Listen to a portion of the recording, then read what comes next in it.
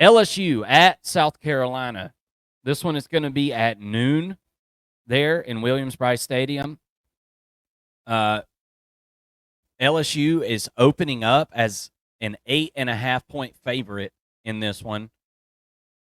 We just came off of a game where we saw South Carolina's defensive line just absolutely dominate Kentucky. And Kentucky traditionally has been a team where we say, well, they may not be that great, but they're going to be good on the lines of scrimmage. Well, I don't know if that was true necessarily. Kentucky's kind of struggled the last couple of years on the line of scrimmage, and South Carolina just exposed them completely.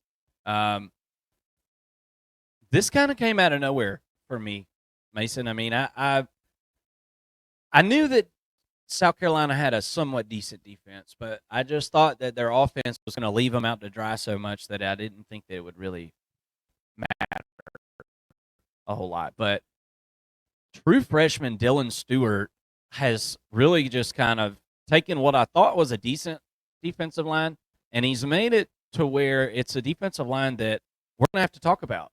And we're going to have to give them their flowers, as you like to say, because they dominated this football game. A dominant defensive line can totally change a football game.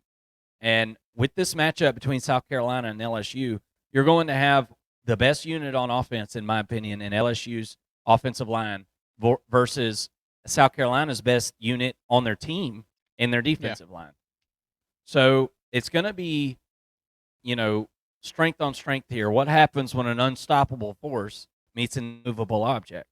That's what we've got going on, and I won't necessarily say immovable object, but you get the point. This one's hard for me to figure out. I mean, it really is. Lenora Sellers has been really inconsistent, and I think most people would say, yeah, well, he doesn't have any experience, and that is a very good point. This guy's going to be inconsistent from week to week, and he's about to go against what I think is one of the worst defenses in the SEC. And we saw Lenora Sellers be able to kind of figure some things out as that game went on against Kentucky. Now, they had every opportunity to do so because their defense was handling the football a lot. What's kind of your early thoughts on this one, Mason? We know that, like I said, LSU offensive line against that South Carolina defensive line, I think is going to be kind of the title of this game, at least as far as the predictions go early on. What are your initial thoughts on this one? Well, I think that you nailed it. The talking point all week about this game is going to be the LSU offensive line versus the South Carolina defensive line. South Carolina is surging on their defensive line and is one of the bigger sort of I guess one of the most surprising things coming out of the SEC in general, let alone South Carolina. I think that their ends are playing really, really well. They lose Xavier McLeod out of the middle of their defensive line, and it doesn't seem to matter because the ends are so disruptive, and they're also run containing pretty well. This defense right now ranks 12th in the country, giving up just 3.6 yards per play as a whole. And when you look at the matchup, South Carolina's defense is actually ahead of LSU's offense right now. In most major categories, they're ahead in yards per game. They've only given up 244 yards per game.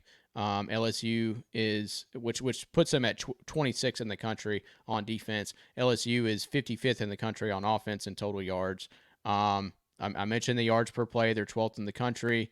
Rushing yards, they've given up 123 total and 3.1 yards per attempt. It's not bad, but could be better, I think.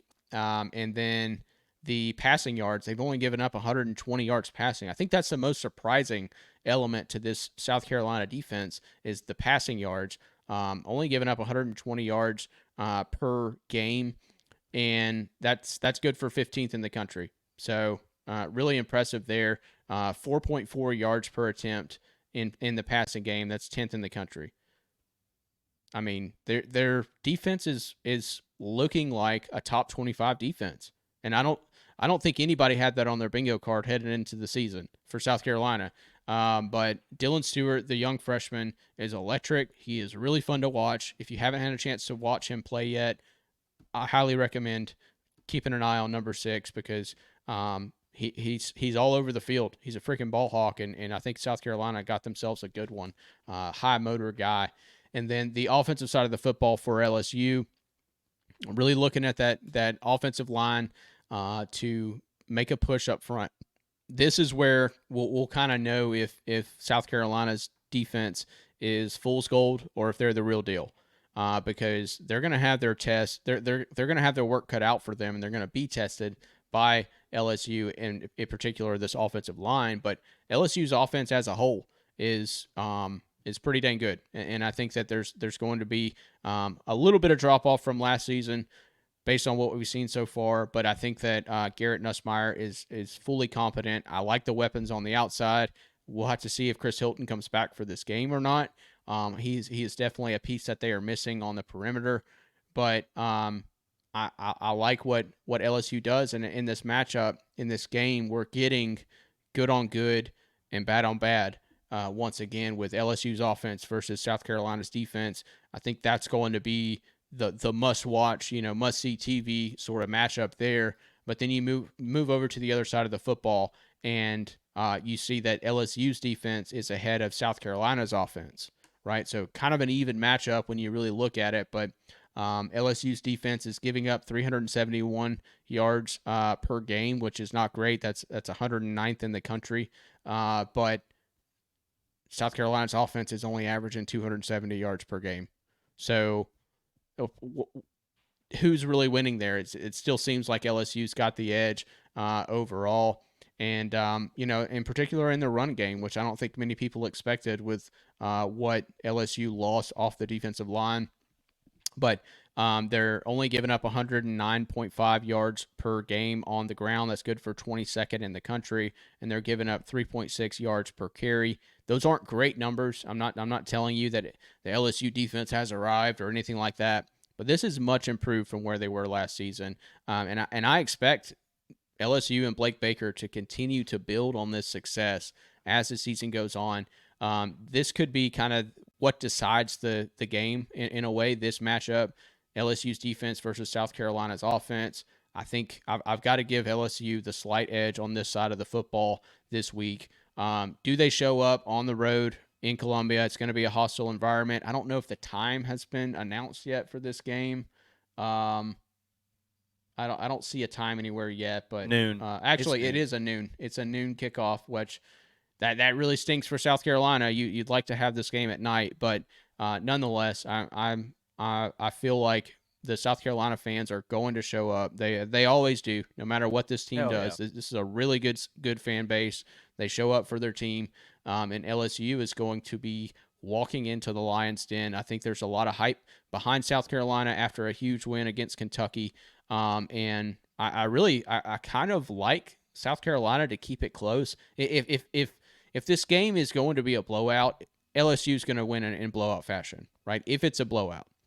But I kind of like, at least early in the week, I kind of like South Carolina to keep it close, within a touchdown. And a couple things could go their way. Nussmeier could get sacked by Dylan Stewart, and, a scoop and score could kind of turn this game into South Carolina's favor. I'm really excited for this matchup, and we weren't going to talk about this game before this week was played. This wasn't on our slate to talk about. This wasn't a matchup of the week.